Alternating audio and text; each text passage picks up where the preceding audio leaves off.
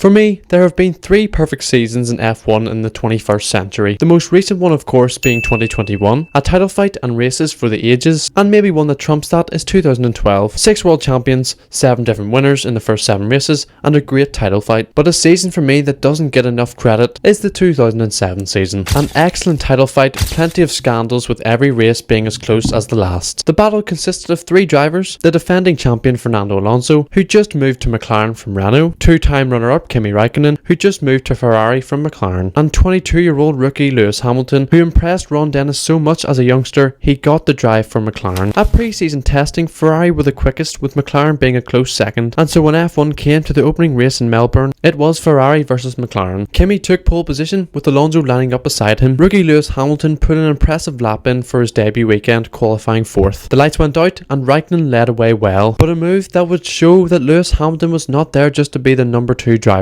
as he manoeuvred to the outside of the first corner and overtook his double world champion teammate. Raikkonen would go off into the distance and Alonso would get the preferred strategy, so would overtake Lewis during the pit stops. Raikkonen won, becoming the 4th driver to win on their Ferrari debut. Alonso came 2nd, while Hamilton came 3rd on his debut, impressing everyone with such a mature drive. Next up was Malaysia, where Felipe Massa took pole position, and this time both McLarens got away very well and led 1-2 going into the 2nd corner. The race would end up with Alonso on the top step of the podium, Hamilton in 2nd and Raikkonen in 3rd. Massa would actually go on to win the next 2 races in Bahrain and Spain respectively, with Hamilton eagerly waiting for his first win, finishing runner-up in both. After Spain, F1 hit the streets of Monte Carlo, where Alonso was on pole. McLaren had dominated the entire weekend and it was no different in the race. Ron Dennis gave his drivers strict instructions not to race each other, and so it was a McLaren 1-2 with Alonso on the top step once more. Hamilton would finally get his first pole position at the 6th round in Canada, a race that caused chaos with 4 safety cars and one of the worst crashes in F1 history that involved Sauber's Robert Kubica. But Hamilton had a wise head on young shoulders and brought his McLaren home for his first F1 win. Next up was the land of the free, where F1 tried to conquer Indianapolis, failing dramatically.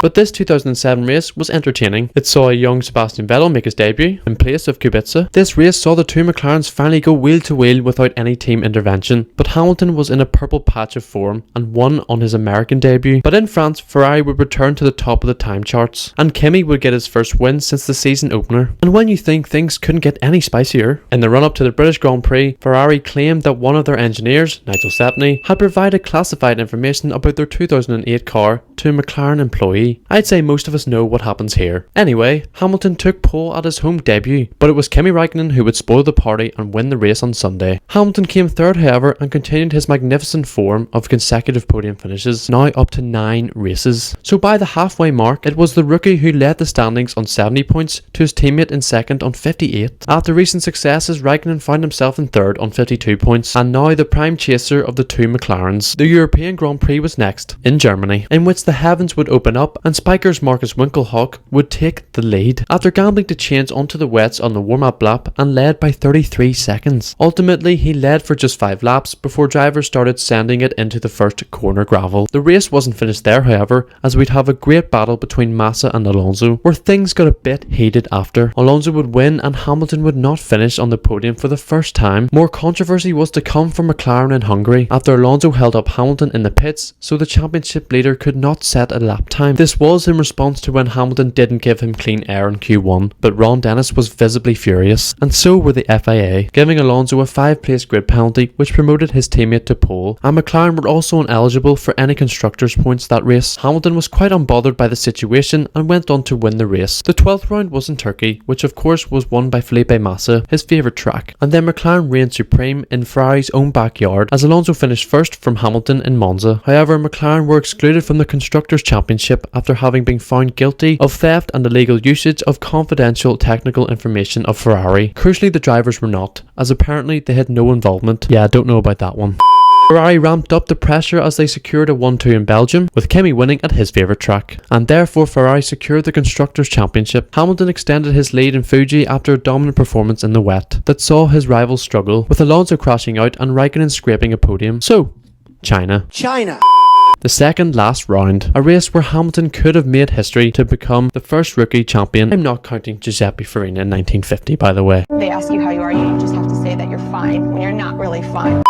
and he was doing everything right, claiming his 6th pole of the season and got off to a good start until the 28th lap, where he agonizingly ran wide at the entrance of the pit lane, beating his McLaren and was out of the race. Raikkonen would pick up the pieces and win in China, and Alonso would come second, therefore taking the championship to the last race in Brazil. Lewis still in the lead of the championship with 107 points, closely followed by Alonso with 103 and Raikkonen on 100. So for the first time since 1986, 3 drivers had the chance of becoming champion. Unexpectedly, Felipe Massa took pole position, with Hamilton crucially lining up beside him in second. Raikkonen was in third and Alonso in fourth. Hamilton had a poor start as Massa went off into first and Kimi overtook him, with the rookie even conceding a place to Alonso in the third corner. Hamilton then locked his brakes and went off the track, rejoining down in 8th. In the next 2 laps he would climb back up to 6th before experiencing a gearbox issue, which slowed him down for about 30 seconds as he was overtaken by most of the cars on track, falling right the way to 18th, very distant from the 5th position that he required to win the championship. So at this point, with Alonso in 3rd, the Spaniard was world champion. However, the Ferraris were comfortably ahead of Alonso, so in the final round of pit stops, Raikkonen overtook Massa for the lead, and therefore giving him the championship lead. In the end, Alonso and Hamilton were helpless as the multi-time runner-up Kimi Raikkonen claimed his first world title, and Ferrari's last driver's champion to this day.